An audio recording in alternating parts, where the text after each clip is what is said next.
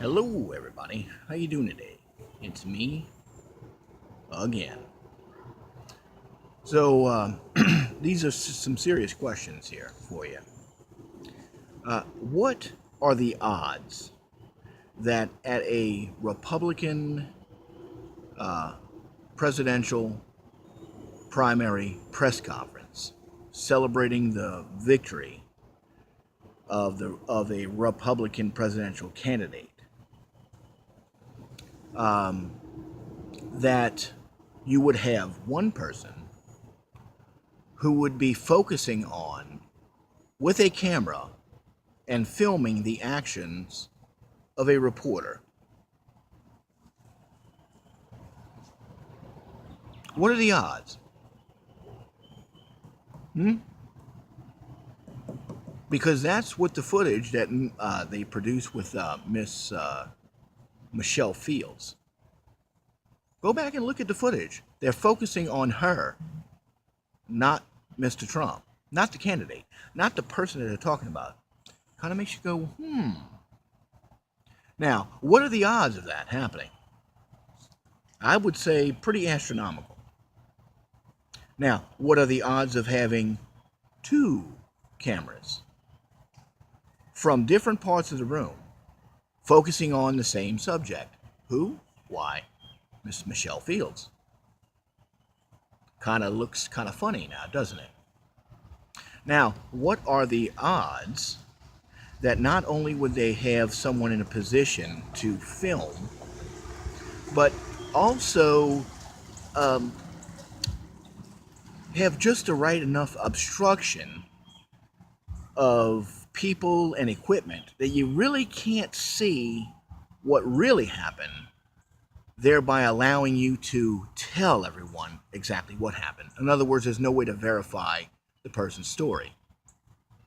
Uh-oh. Starting to sound like a setup. Now, what are the odds that you would have a third person in position to where they could photograph, and again, this same reporter from the front to show what she has in her hands? Remember the photo? They had the photo of her with her pen in her hand like this. You kind of seen a trend here, folks? This is what I think that was. They weren't going after Corey. They weren't going after Mr. Trump's campaign manager. They were going after Mr. Trump. They wanted Mr. Trump to physically assault that woman, which is why she grabbed him not once, but twice. And he did not respond. He just pulled his arm away. And even after grabbing him not once, but twice, don't believe me, go back and look at the videotape. That's when Corey intervened and pulled and separated her from Mr. Trump. So now the next question that you have to ask yourself is, because remember the audio tape where they came out with that little explanation, you have to ask yourself, when was that audio tape made? Because according to the audio tape of their narrative, it almost happened right instantly afterwards. And it was between the Washington Post reporter and Miss Michelle Fields. And supposedly, Michelle's like, oh, was that Corey? Was that Corey? Yes, that was Corey. I can't believe that happened. Can I put that in my article? Says the Washington Post reporter. Yet if you look at the film, the Washington Post reporter is in a red shirt, and he goes right by Michelle, walks right past her. So when was that tape recording made? Because it was right after that Michelle, she looked right at Corey. She knew exactly who had done it to her. So why does she have to ask? Kind of strange, isn't it? Kind of strange what happens when you take a step back and look at everything. Now today, or should I say yesterday, here's what I believe happened. Here's what I believe happened. They had it set up. They wanted Donald Trump to lay his hands on that woman because Miss Michelle Fields has a record of making that claim. Okay? All you got to do is Google her name and look at all of the scandals. Okay? She's a setup artist. She helped take out Colonel West. Okay? So she's got a history of doing this. She has a history of doing this to famous people.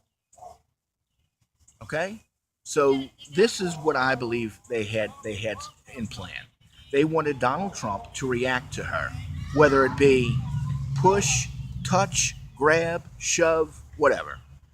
But he didn't respond because he's not that type of person. He has no issues with women. Now, yesterday, you have all of these reporters coming together, female reporters, because remember, that's what the issue is, female violence, right? How the Trump campaign disrespects women. That's the narrative that you're hearing now. That's the narrative that you're hearing now. They disrespect women. They don't treat women right. Blah, blah, blah, blah, blah. Okay. So you have these 15 or so, I think it's 15 conservative reporters deeming, saying it's just wrong for them to treat for the press to be treated that way. Well, I got news for you. It was wrong for Ms. Fields to approach him after the press conference. Why was she doing that? I was just asking a question. The press conference was over with. It was 45 minutes long. It's not like he had a 5-minute press conference. He was leaving. They had announced that the press conference was over with. No, folks, this was a setup. It just didn't go according to plan, and now they're trying to do the very absolute best that they can to make as much drama out of something that didn't happen. She's already been disproven. She's already been, it's disproven. Look at the video that I made the other day. The dots were on the front of her arm here, right here.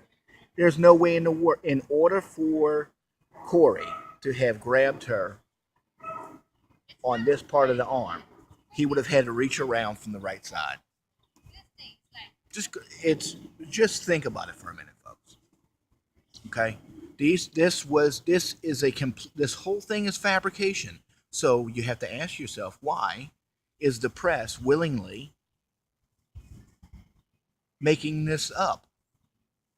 Why are they so afraid of Mr. Donald Trump? Because again, as I said in my earlier video, he's about to expose them, folks. He's about to expose them. These people truly believe that they have all of the answers, all of the solutions, and they deem what is right and wrong. They deem what we can and cannot do. Wake up, people. Wake up. You need to decide, how long are you going to choose to either, one, accept and ignore the fact that you're being lied to, two, choose to believe a lie when you know it's a lie, or three, stand up and do something about it. Because if you don't stand up now, if you will not stand up for yourself, no one else will. Let me say that again. If you don't stand up for yourself, no one else will. Something to think about.